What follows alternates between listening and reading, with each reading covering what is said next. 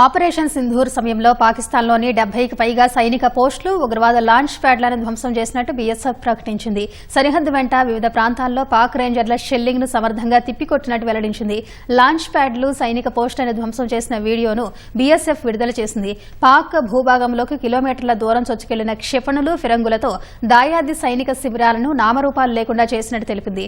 మే 8, 9 అర్ధరాత్రి వేళ పాక్లోని ఫుట్వార్, బైరోనాథ్, పీపీ ధందర్లో సైనిక పోస్టులను ధ్వంసం చేయగా పాక్ రేంజర్లు పలాయనం చిత్తగించిన దృశ్యాలు బీఎస్ఎఫ్ విడుదల చేసిన వీడియోలో ఉన్నాయి.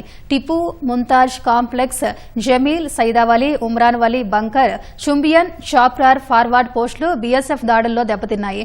చోటా షాక్, అఫ్జల్ షహీద్, జుంగ్లోరా, యూఎంజీ బంకర్లు కూడా ధ్వంసం కాగా ఆయా ప్రాంతాల్లో పాక్ ఇంజనీర్లు మరమ్మతులు నిర్వహిస్తూనే ఉన్నారు.